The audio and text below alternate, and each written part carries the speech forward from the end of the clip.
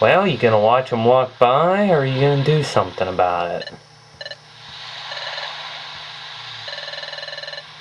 You're gonna watch them walk by, aren't you?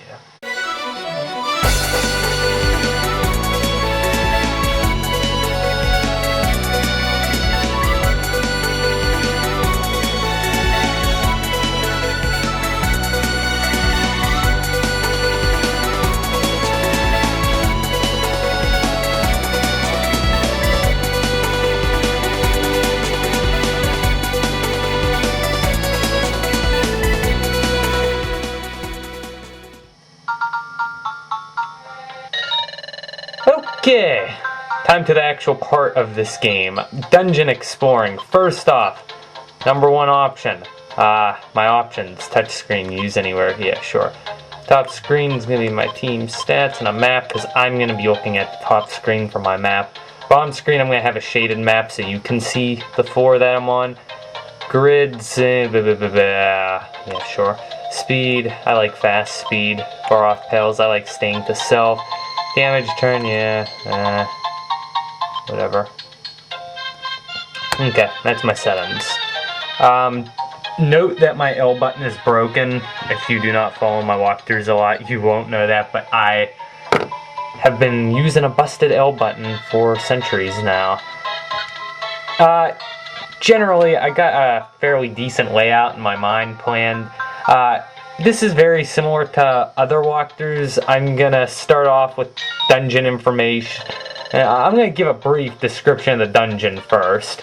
Then I'll probably give information on the dungeon, maybe my opinion on the dungeon, what I think of it. I'll give you all the statistics of the dungeon, all the details and such. And then after that, typically I go to just speeding up the dungeon and playing music, something like that. Generally, you have to know that all dungeons are random floor layouts. It's completely random, so that is why I speed it up. It's not like you're looking at anything specific, so there's really no point in me showing it in depth, because it's random. Beach Cave is your first dungeon. It's a very simple, short dungeon. 4 floors, that's all it is, and then there's a boss battle at the end. It's not a very difficult dungeon at all. I'm gonna let Ozzy fight off the shoulder. Few notes, 4 floors. Yeah, it really isn't much to say about. Personally, for a first dungeon, I like that a lot better than the Tiny Woods. Although, water Pokemon can travel on water, and this dungeon has water.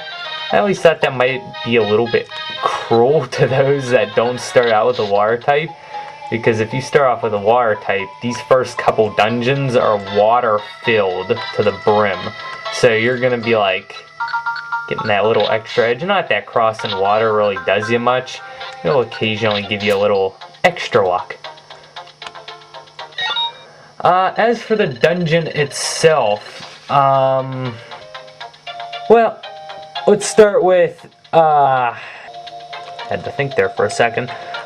Money, it's free and abundant. You can get as much as you want as long as it's on the floor. It doesn't get above $40 though. Also, real quick, before I start going into statistics, these statistics have the possibility of being inaccurate. I'm rolling off of Mystery Dungeon Time and Darkness statistics, and since I'm filming this like the day the game came out, there really isn't a lot of hard, solid evidence statistics out there for this game yet. So, for the most part, it's like Time and Darkness, so I'm assuming most of this is the same. There may be a few differences. If there is, I'll throw like an annotation up or something, just to let you know if I find out anything's different, because most likely there will be stuff that's different. Yay, level up. Yeah, money up to $40 freely and abundantly. Not a lot. There is darkness in this dungeon, as you can see. That prevents you from looking very far. There is water on all the floors. The Pokemon you'll find in this dungeon, you'll find Shelter, Kabuto, Corsola, and Shellos in its eastern form. If you think back to 4th generation, Pokemon Diamond, Pearl, and Platinum.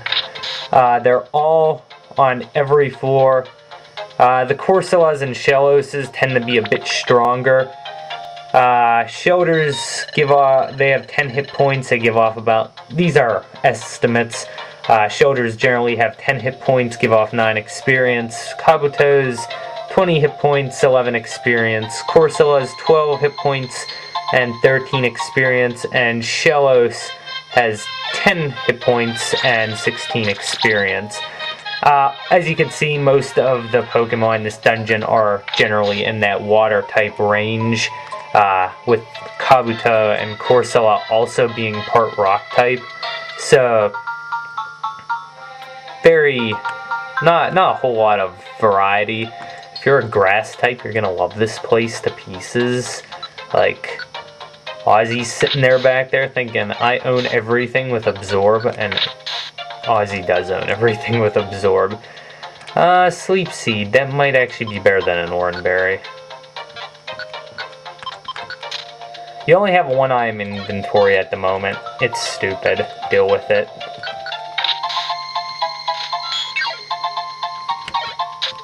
I can't change the game's 1 item inventory as much as you want it. Okay, 4 floors. Time for the final floor.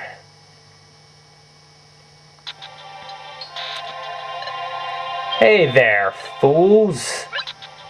Get back his treasure, even though he's too chicken to demand it back.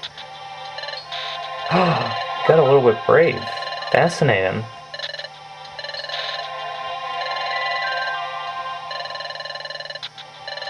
No, that thing has no value. It's a rock. Give him back his treasure, and I'll feel like a good guy. Boss battle time! Zubat and Koffing. It's a very easy first boss. Koffing is stronger than Zubat, so you might want to like throw a Sleep Seed or something at it and get rid of Zubat. Zubat's flying poison type.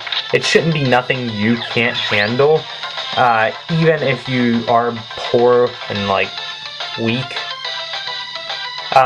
Generally speaking, it isn't very difficult at all.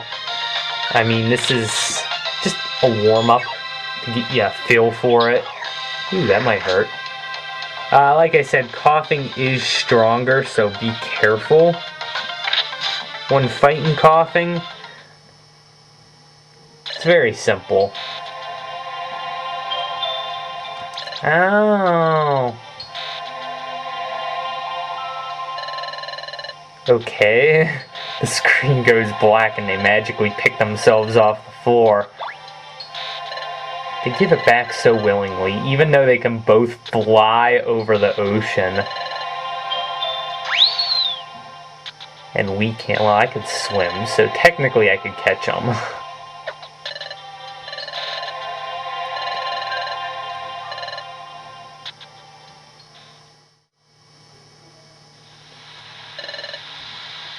Oh, it was nothing. I have nothing better to do.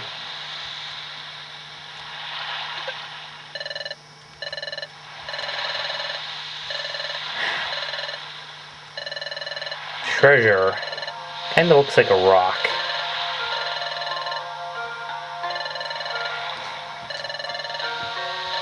Well, I hate to say it, but this entire world to me is like a mystery.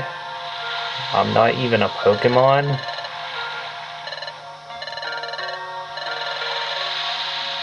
Yeah, it does look like a rock. Ooh, a rock with a strange pattern. Interesting.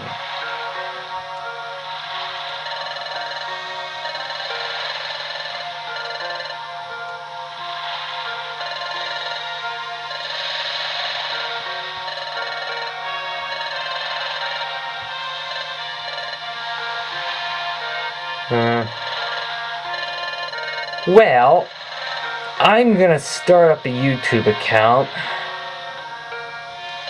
get thousands of subscribers, become a famous video gamer. Oh, alright. Because I'm pretty sure YouTube doesn't exist in this world. Recruit out of the blue. I'll do it, as long as I'm leader. But I do have nowhere to go. And no internet access. It's a deal. Let's do this! I'm gonna regret this.